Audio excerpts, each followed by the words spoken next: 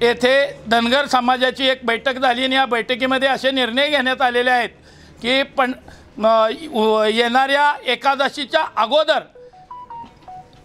महाराष्ट्राचे मुख्यमंत्री व महायुती सरकारने महाराष्ट्रातील धनगर समाजाला अण्णासाहेब पाटील महामंडळाच्या धर्तीवरती धनगर समाजातील तरुणांना 30 लाख रुपये बिनव्याजी कर्ज तात्काळ मंजूर देण्यात यावं, तसा आदेश काढावा व तसे आदेश प्रत्येक बँकेनं देण्यात यावे ही मागणी करण्यात आलेली आहे।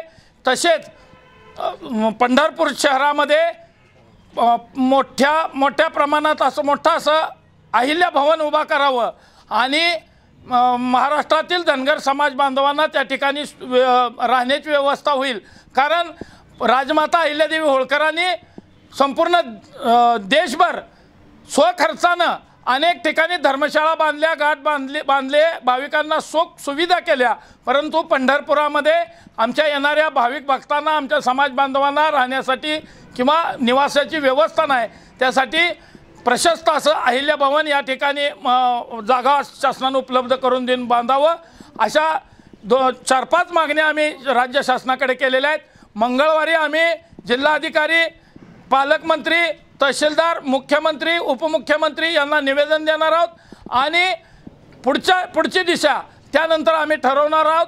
पण पंढरपूरच्या एकादशीच्या अगोदर राज्य येणाऱ्या अधिवेशनामध्ये धनगर समाजाचे प्रश्न सोडवावेत, अन्यथा धनगर समाजाच्या मोठ्या रोषाला या सरकारला सामोरं जावं लागेल।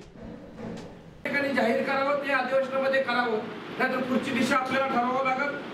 नंबर 2 ची गोष्ट ही आहे, महाराष्ट्रामध्ये नव्हे तर संपूर्ण देशामध्ये पुढे जाऊन मी तुम्हाला सांगतो गेल्या 4 वर्षामध्ये सोलापूर जिल्ह्यामध्ये कमीत कमी 2,49,500 आपल्या तमाम गरीब मराठा बांधवांना त्याचा लाभ मिळाला आहे। म्हणून त्या धर्तीवरती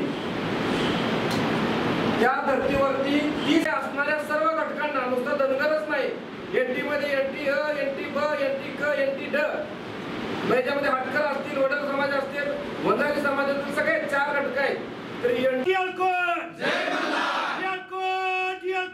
जय मल्हार, जय अहिल्या, जय मल्हार, जय अहिल्या, जय मल्हार, जय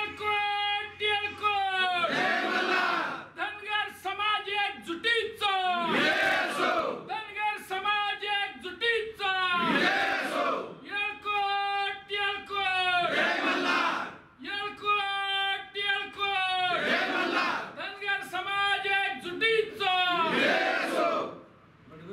आणि कोणाचे मुद्दे असतील तर त्यांनी आपण व्यक्त करावे अशी विनंती करू।